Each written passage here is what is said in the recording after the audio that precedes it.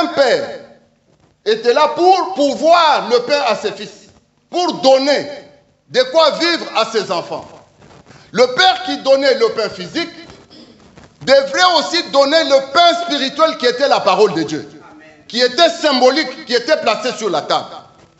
Alors un père qui n'était pas en mesure de donner le pain spirituel à son serviteur de Dieu, qui était le rabbin, afin que ses serviteurs puissent l'entrer dans la parole du Seigneur. Alors, cet enfant qui était confié au serviteur de Dieu était devenu comme le fils de ses serviteurs. C'est de là où nous parlons de père spirituel, fils spirituel. Donc le père qui n'était pas en mesure de pourvoir aux besoins spirituels de son fils, à la parole de Dieu, les confiait aux serviteurs. Alors, les serviteurs qui prenaient cet enfant pour, disons, l'encadrer dans la parole de Dieu, devenaient aussi fils, au même titre que le père biologique. Alléluia. C'est pourquoi vous entendrez Paul, je pense, dans les livres des Corinthiens, qui dit, même si vous avez 10 000 maîtres en Jésus-Christ, cependant, vous n'avez qu'un seul Père, car c'est moi qui vous ai engendré en Jésus-Christ par l'Évangile. Donc, la notion du Père spirituel existe réellement. Amen. Contrairement à ce que nous voyons dans les réseaux. L'homme de Dieu a mentionné quelque chose de très grand d'ailleurs les dimanches passés. Beaucoup de gens aujourd'hui se confient dans des églises des réseaux sociaux. Alléluia. Vous savez, quelqu'un qui est sérieux, si un homme est sérieux, un chrétien vraiment sérieux, ne peut pas se confier dans tout ce qui se passe sur les réseaux sociaux. Prenez seulement l'exemple du monde. Quelqu'un qui fait ses études. Vous voulez présenter un travail de fin d'études. Je pense que nous avons des étudiants et nous avons des gens qui ont fait des études ici. Dans ces pays, quand vous allez faire, disons, un travail pour la fin de votre cycle, on vous dira ceci. Prenez tout, mais attention, ne prenez pas sur les réseaux sociaux. Pour les choses du monde, ne prenez pas sur les réseaux sociaux. Ça, c'est ce qu'on dit. Mais qu'en est-il des choses qui sont spirituelles? La source du réseau social. Est-ce que vous connaissez ces pasteurs-là? Vous connaissez la source? Pourquoi se confier à ce qui est loin au lieu de se confier à ce qui est près ici? Alléluia. Vous savez, j'ai toujours dit ceci. Si vous ne vous confiez pas à celui qui est présent, même celui qui est au loin là, les jours qu'il sera avec vous présent, vous allez le laisser pour aller chercher encore un autre. Puisque c'est dans vos habitudes. L'Église aujourd'hui a laissé la parole du Seigneur. Nous sommes en train maintenant dans une phase où l'Église est devenue une église de commérage. Il y a toujours des commérages dans l'Église du Seigneur. Les gens sont morts dans la souffrance à cause de notre comportement en tant qu'Église. Les gens sont morts dans la douleur. Donc pourquoi? Puisque nous avons quitté la maison du Père. Nous avons abandonné la vraie parole du Seigneur. Nous avons abandonné le vrai pain. Nous avons commencé à manger les carouges. Le pasteur l'a appelé les tourteaux. Très bien là. Vous savez, lui, quand il parle français, c'est comme un blanc. Hein. Vous savez, les tourteaux. Avec son accent là du campus de Lubumbashi. Moi, je ne parle pas comme ça. Alléluia. Il parle toujours un français là très raffiné. Les tourteaux.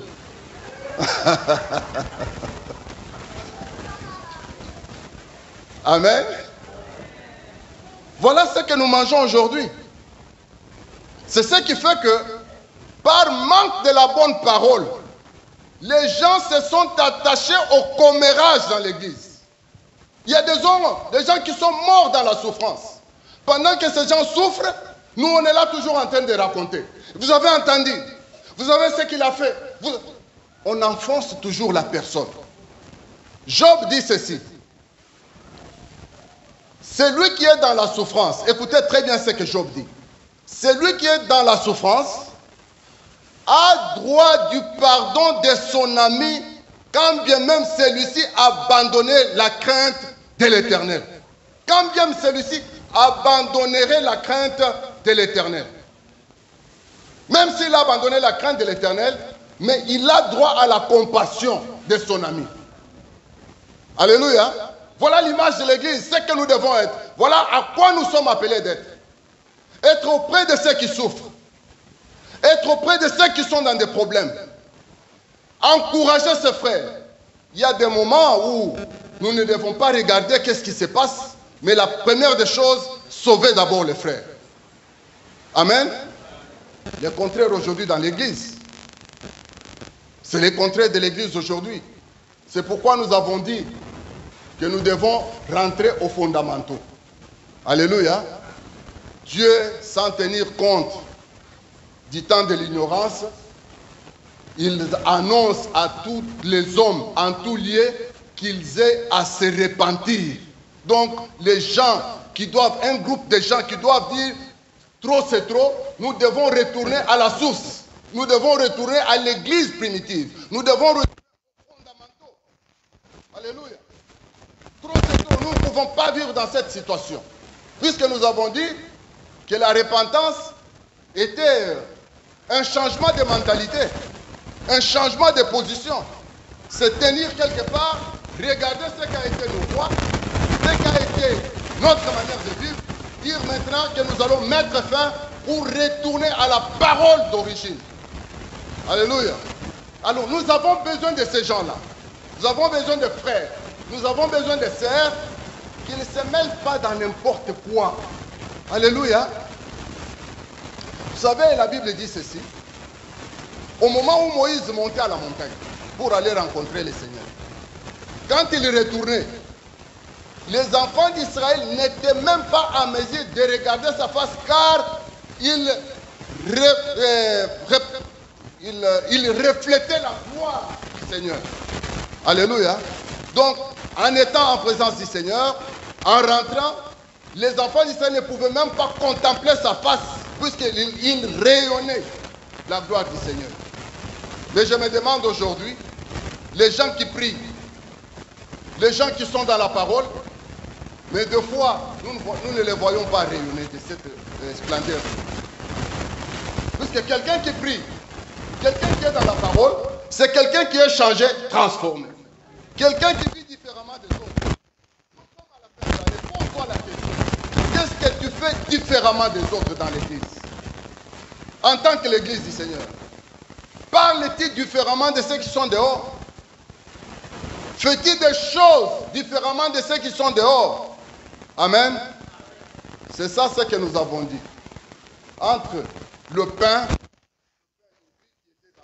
du Père et les tourteaux qui étaient le repas des pourceaux. Amen. J'aimerais que nous puissions ajouter quelque chose avant que nous puissions prier aujourd'hui. Toujours dans les livres de Luc, là où nous avons lu la fois passée, je pense que nous allons lire pour voir, examiner la volonté, disons l'attitude du Père quand son Fils est rentré. Puisque c'est de Père qu'il s'agit ici. Le thème, n'oubliez pas le thème de notre action, c'est ton passé n'est pas dans le plan de Dieu. Donc il s'agit de Dieu ici. C'est de lui que nous allons parler aujourd'hui.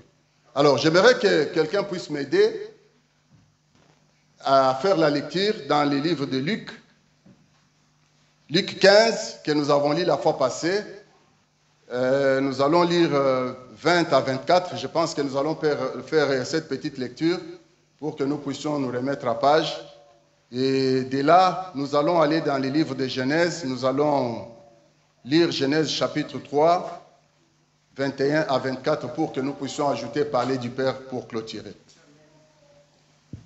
S'il y a un frère ou une sœur qui a la Bible, on peut nous lire dans les livres de Luc, chapitre 15, versets 20 à 24. Amen. Amen.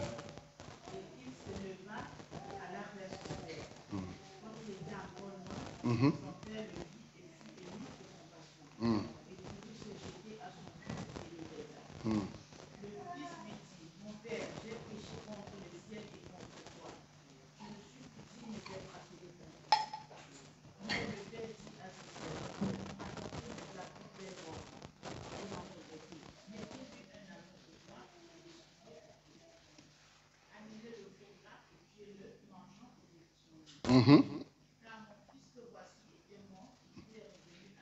Mm. Amen. Amen. Nous allons lire dans les livres de Genèse, chapitre 3, versets 21 à 24.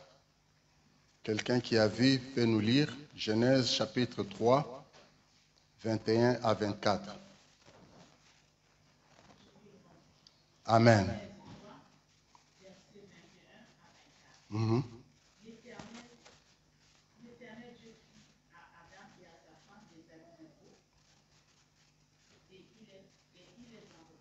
Mm. Mm-hmm.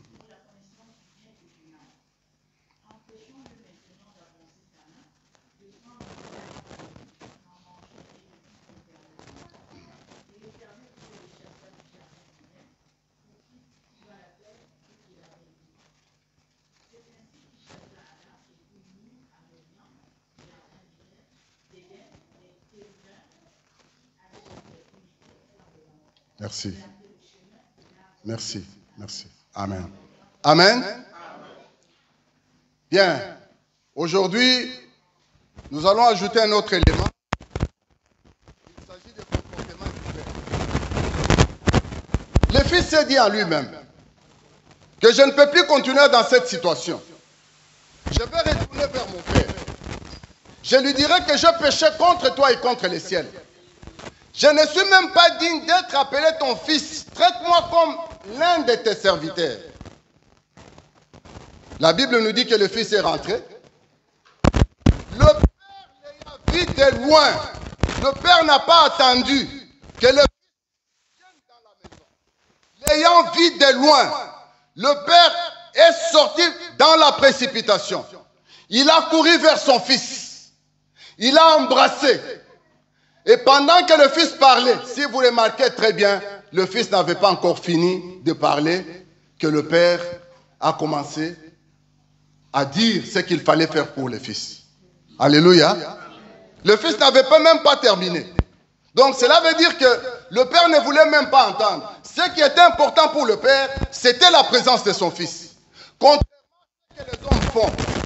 Vous savez, quand vous avez un fils qui est un débauché, un fils qui est un brigand, quand il s'éloigne de la maison, en revenant deux fois, nous préférons que le fils rentre la nuit. Vous savez, bien aimé, puisque le fils fait la honte de la famille. Mais devant ces dieux-là, bien aimé dans le Seigneur, il n'a pas tenu compte de tout ce que les hommes pouvaient dire. Le père n'a pas tenu compte. Ce qui était important, c'est le retour de son fils. Il est sorti lui-même, en premier, vers son fils. Il a embrassé son fils.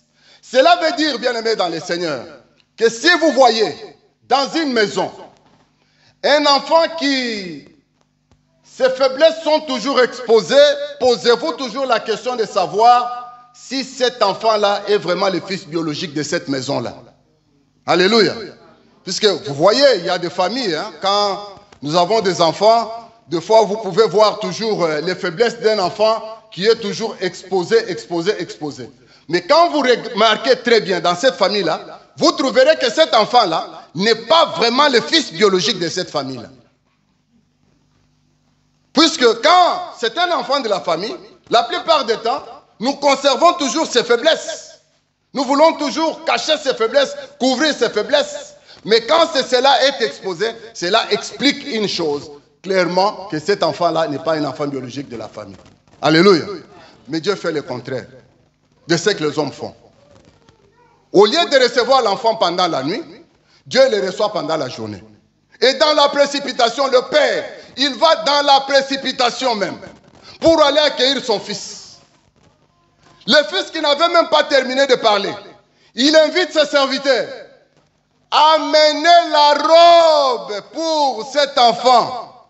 La première chose, le père demande que l'enfant soit revêtu. Alléluia. Il y a trop de choses qu'on a mentionnées, mais je vais me limiter seulement à la première chose, la robe, puisque nous allons prier. Amener la plus belle robe. La première des choses, le père a voulu d'abord changer les vêtements de son fils. Il a voulu premièrement vêtir son fils. Ça a un sens. C'est pourquoi vous verrez dans le livre de Genèse, Adam et Ève avaient l'interdiction de manger les fruits qui étaient au milieu du jardin. Les jours qu'ils ont mangé, ils se sont retrouvés nus. La Bible dit qu'ils sont allés se cacher plus loin de la face de l'Éternel. La première des choses qu'ils ont fait, ils ont reconnu qu'ils étaient nus. La Bible dit qu'ils ont pris les feuilles de figuier, ils se sont fait des ceintures. C'était pourquoi? Pour cacher leur nudité. Mais quand le Seigneur vient, la Bible dit qu'aux heures du soir, la voix de l'Éternel parcourait le jardin. Adam, Adam, où es-tu?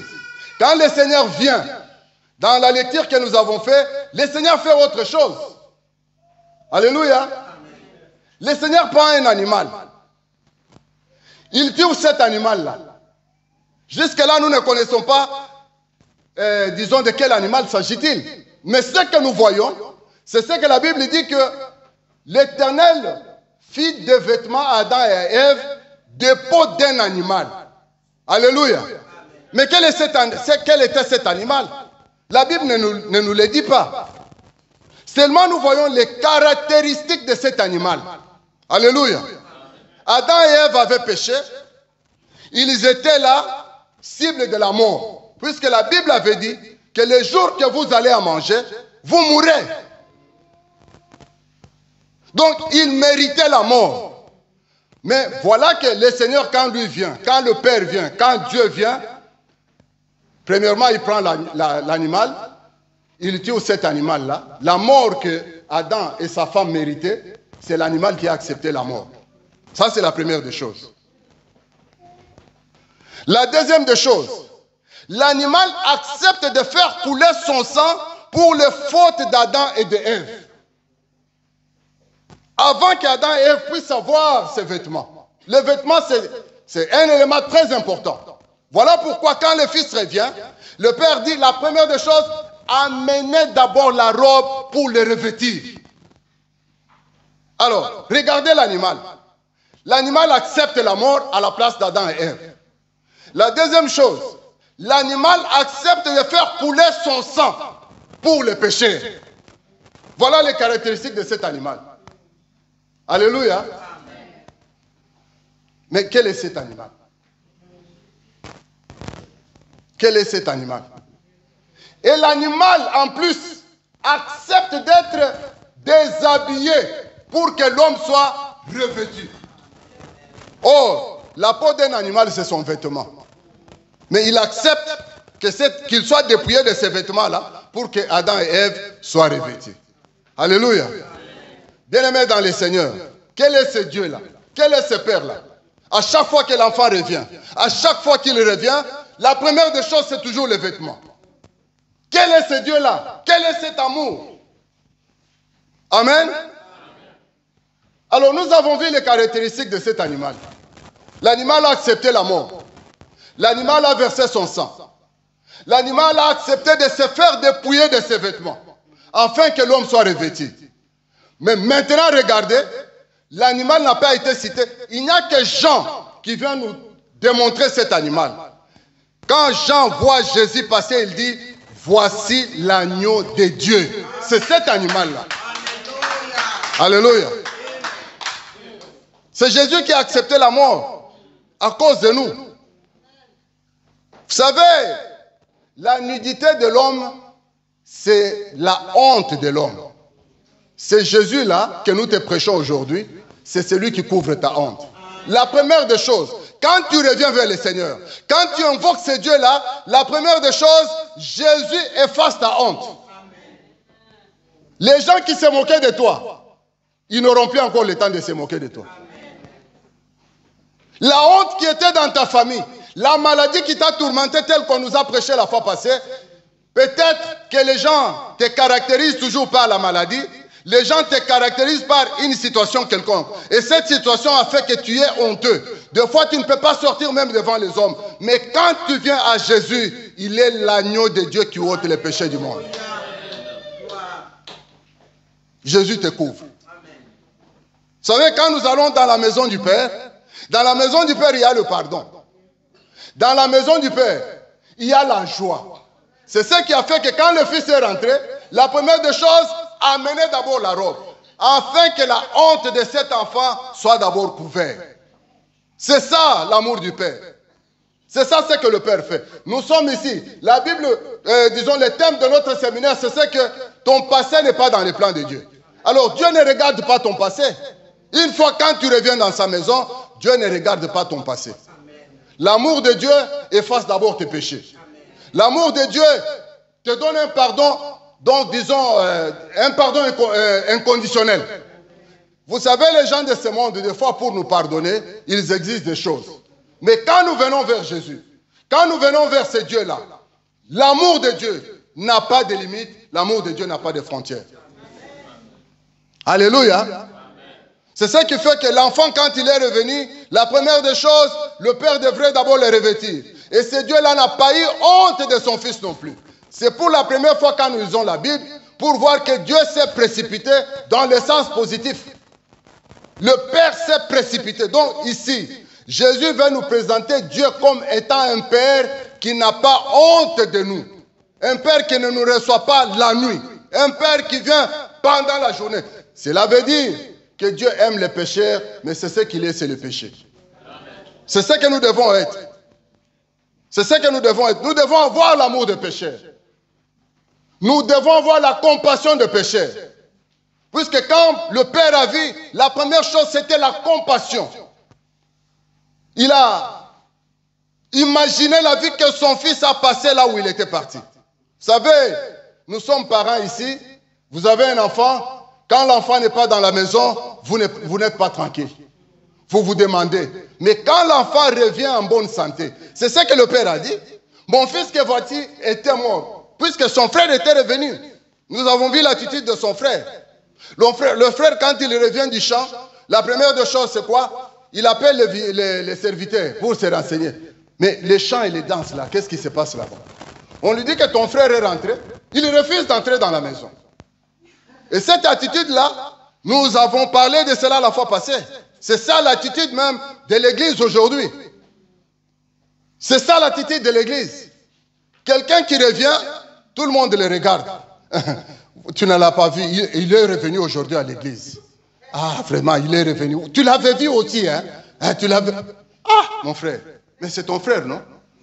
Si vous regardez bien, quand son frère aîné est allé voir le Père, quand le Père est venu pour lui dire que ton frère est arrivé, vous savez ce qu'il a dit? Il n'a même pas appelé frère. Il dit ton fils. Et pourtant, c'était son frère. Au lieu de se réjouir que son frère est rentré, il dit que ton fils, je suis avec toi tout le temps. Tu ne fais rien. Tu ne me donnes même pas un petit rien pour manger avec mes amis. Mais quand ton fils, le débauché, revient, écoutez le langage. Quand ton fils, le débauché, revient, nous le faisons tout le temps ici à l'église. C'est ça ce qui a fait que beaucoup de gens ont pris fuite. Ils ne veulent pas revenir puisqu'ils savent que quand ils vont revenir, nous allons les juger. Alléluia. Vous savez, ces derniers temps, dans l'église, les gens veulent toujours se juger les uns les autres. Hein? Les gens condamnent toujours. Quand il s'agit des autres, la première des choses, c'est condamner. Vous savez, moi, quand des fois je regarde, des fois, ça me dépasse. Les gens qui se font passer même pour des saints, mais quand tu regardes ces gens-là qui critiquent les autres, tu regardes comme ça. Donc, l'évangile a été soldé. C'est ça qui fait que tous ceux qui sont dehors là-bas se font appeler chrétiens. Pourquoi? Puisque nous avons, disons, soldé l'évangile. Nous avons dilué tellement la chose de Dieu à tel point que tout le monde se retrouve comme étant chrétien. Quand il te regarde, il dit, mais lui, s'il vit de cette manière-là, il va dans l'église, il fait ça. Mais qu'en est-il de moi? Chrétien. Moi aussi, je suis chrétien. Alléluia. Je suis aussi chrétien. Donc, il se compare par rapport à ce que tu fais, frère. Quand il te regarde, il dit, mais lui, là, ce qu'il fait là. Et c'est ce que son frère a fait. La première des choses, c'est condamner toujours les débauchés. Au lieu de voir que ce frère était mort, ce frère était dans la souffrance, ce frère était parti loin. Et quand il est revenu comme ça, c'est un temps pour nous de communier ensemble. Un temps de nous réconcilier. Un temps de rester en famille. Non, pour lui, c'est hors question. Pour lui, c'est les jugements, c'est toujours traiter de débauchés et tout et tout. Et c'est ça le langage que nous avons. Bien aimé, moi je n'encourage pas les péchés non plus. Je n'encourage pas les péchés non plus. Mais Christ est venu pour les pécheurs. Ça, il faut le savoir. Il n'est pas venu pour les justes non plus. Si toi tu es juste, Christ n'est pas venu pour toi. Christ est venu pour les pécheurs. Il est mort à la croix pour les pécheurs.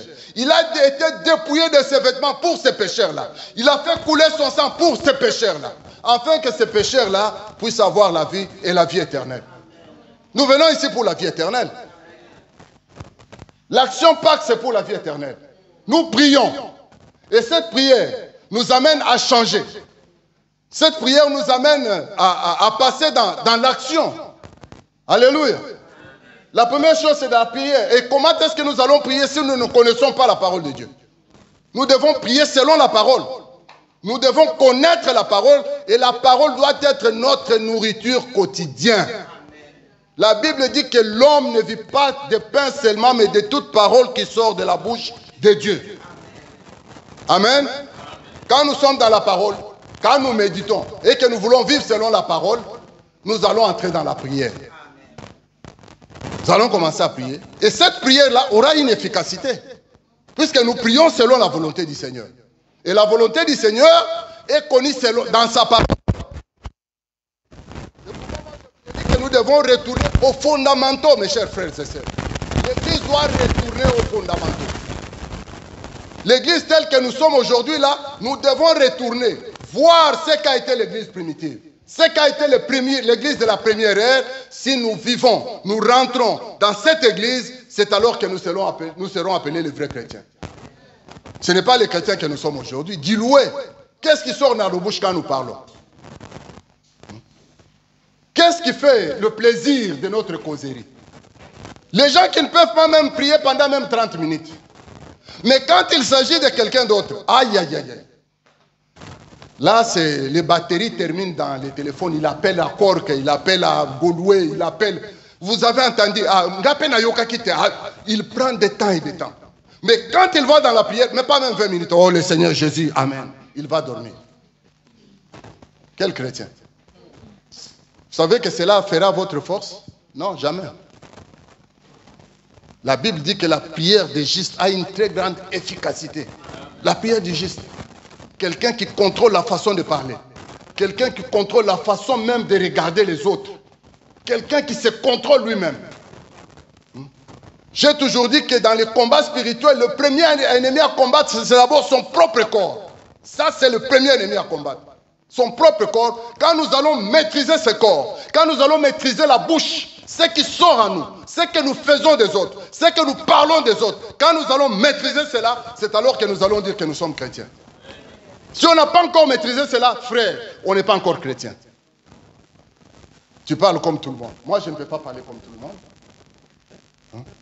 Tu arrives quelque part, les gens sont à l'aise. Donc, l'évangile qui a été soldé, tout le monde peut accéder dans cet évangile. Et tout le monde peut se dire chrétien. Avec ma sœur ici, je vous ai dit la fois passée, dans les choses de Dieu, quand nous avons connu ces dieux-là, bien aimé, parler, tout le monde s'est contrôlé. Les gens s'est contrôlés. Tu viens avec quelque chose, quelqu'un qui a même peur d'entendre ce que tu dis pour ne pas suyer ses oreilles. Mais où sont ces chrétiens-là? Où sont ces chrétiens-là? Où sont ces chrétiens-là? C'est là qui veillaient sur leur corps. C'est là qui veillaient sur leur façon de parler. Vous savez, moi j'ai toujours dit ceci. Votre problème, votre souci, c'est un petit problème.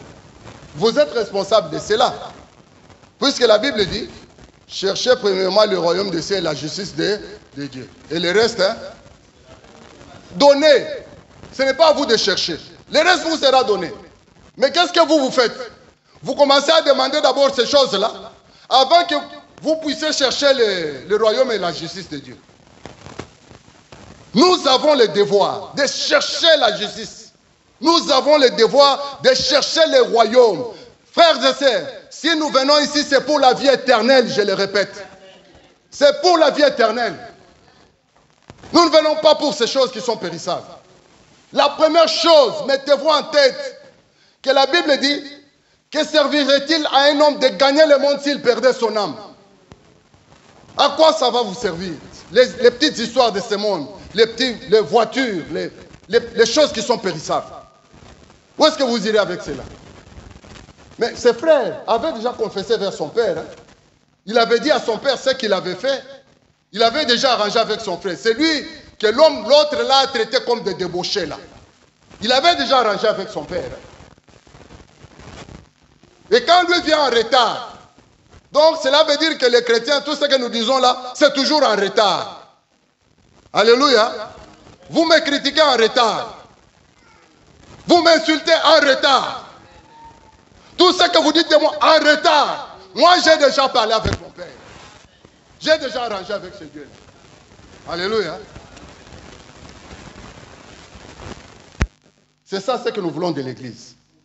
Le Père, c'est quelqu'un qui est plein de compassion. Notre Père est plein de compassion. Bien-aimé, la Bible dit ceci. Adam, après avoir nommé toutes les créations, il ne vit pas de semblable à lui, puisque Dieu, après avoir créé, il a amené toute la création vers Adam, pour qu'Adam puisse donner les noms. Et cela a aussi un sens dans le monde spirituel. Donner les noms, cela veut dire avoir de l'autorité sur quelqu'un. Si nous donnons les noms à nos enfants, c'est parce que nous avons l'autorité sur nos enfants. Cela veut dire que ces enfants nous appartiennent. C'est ça ce que ça veut dire. Donner les noms, ce n'est pas, disons, on donne les noms au hasard. Bibliquement, ça a un sens. C'est pourquoi Dieu, quand il crée, quand il a dit à l'homme de dominer, il a pris toutes ces choses-là, il les a amenées vers l'homme. La Bible dit pour voir comment l'homme les appellerait. Pour que l'homme puisse avoir de l'ascendance sur la création. Il a nommé, il n'a pas vu de semblable. Mais quand il voit la femme venir, je pense que vous connaissez la création. Quand il voit la femme venir, il dit,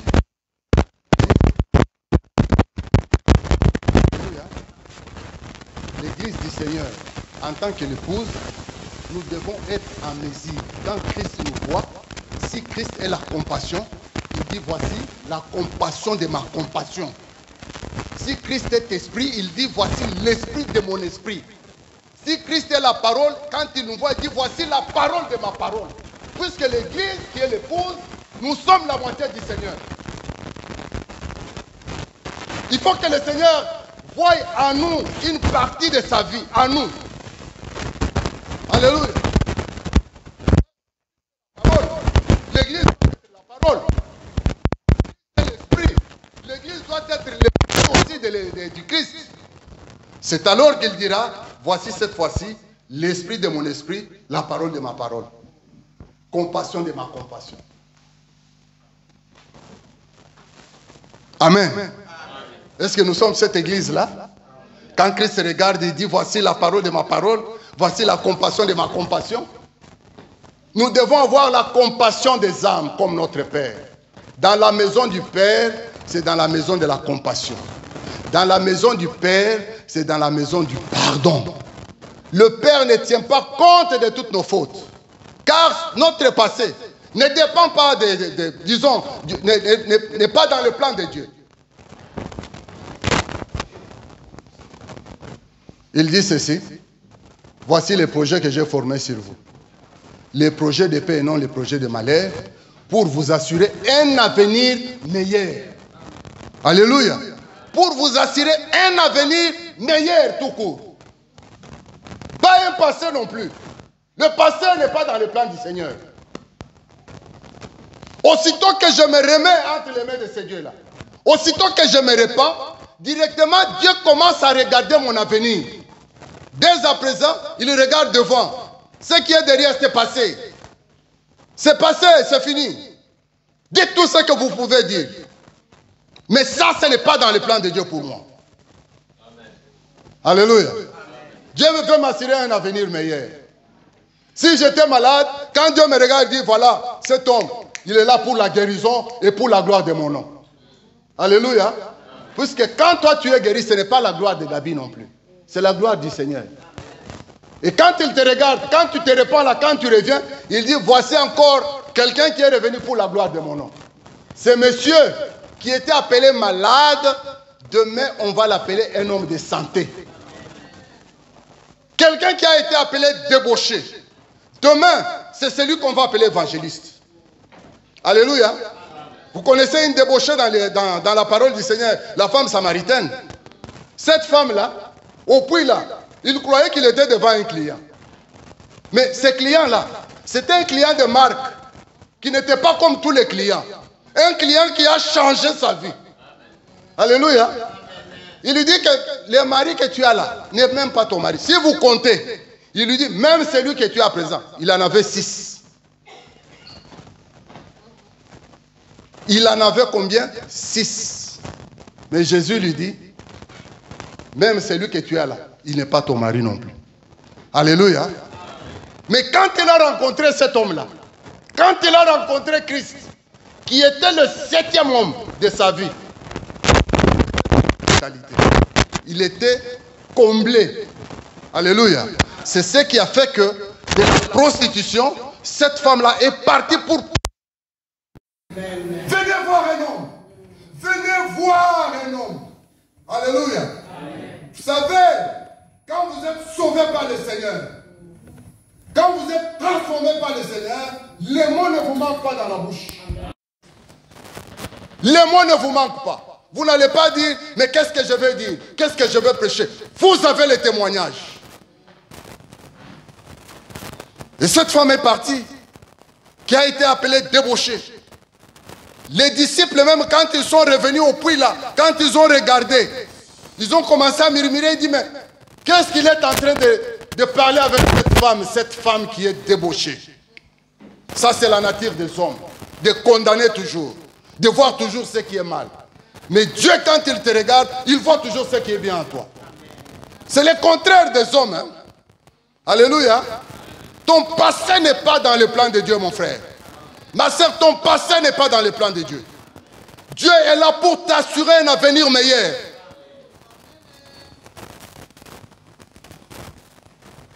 Il est là premièrement pour cacher ta nudité. La nudité qui est la honte de quelqu'un. Amen. N'est-ce pas les femmes, les hommes qu'on a appelés les impédiques, les prostituées? Le Seigneur a changé leur histoire. Aujourd'hui, ils sont devenus serviteurs et servantes de Dieu.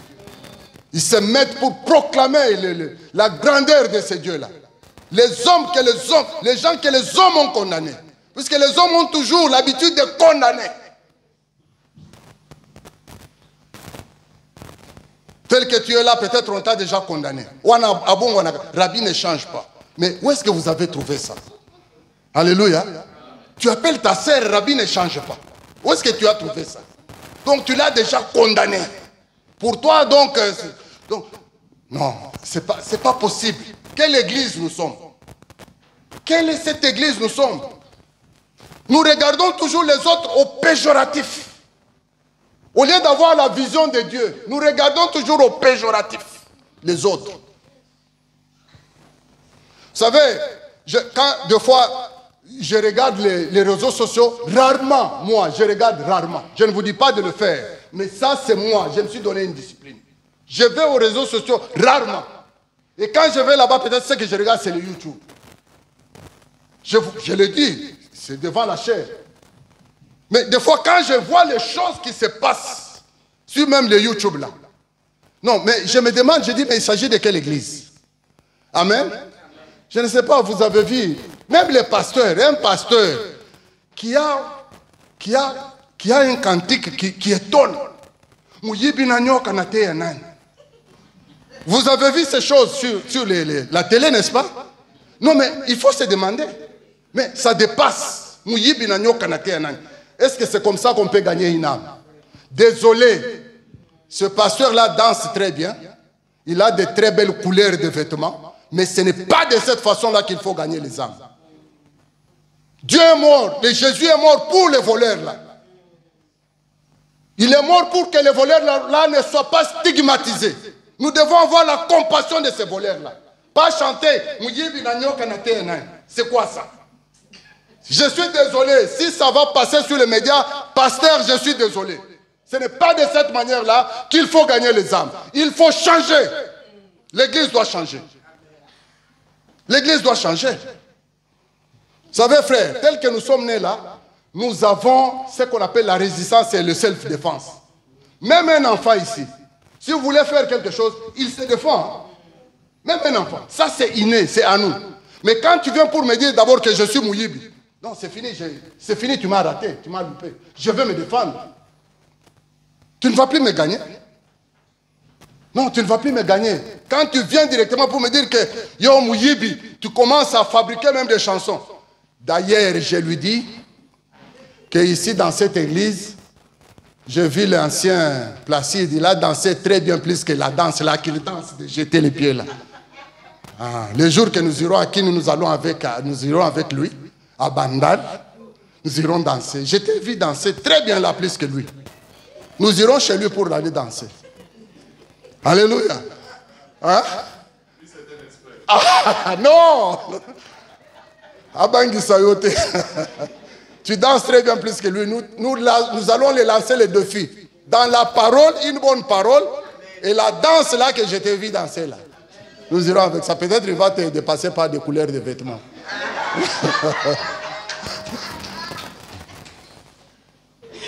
Amen.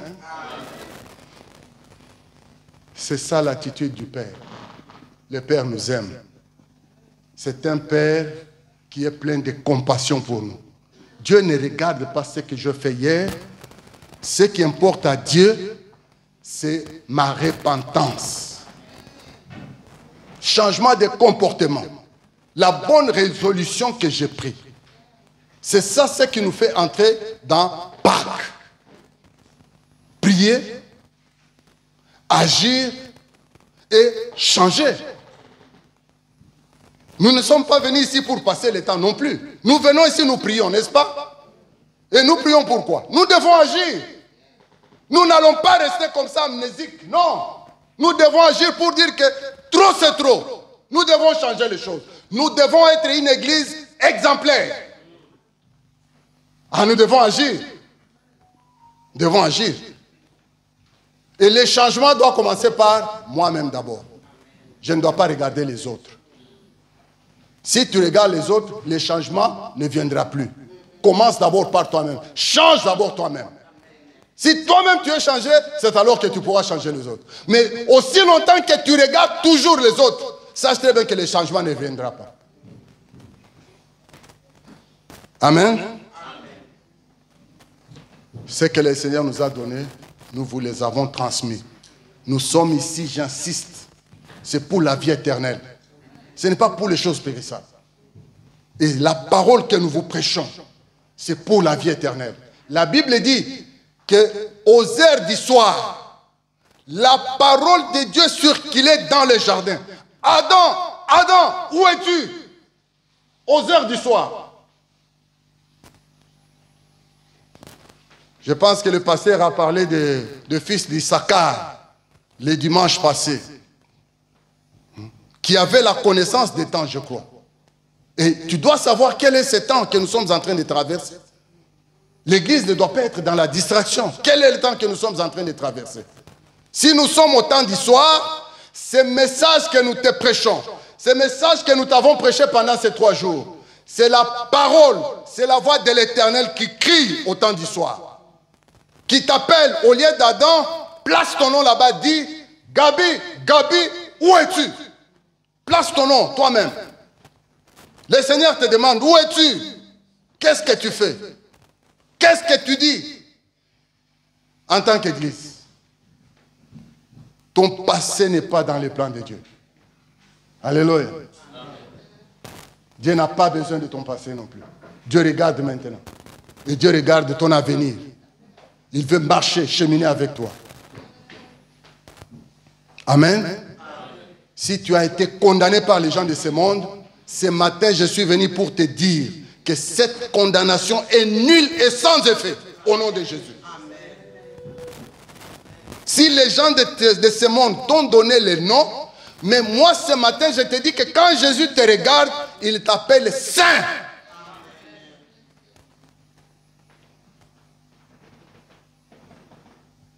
Amen. Nous allons nous tenir debout pour prier.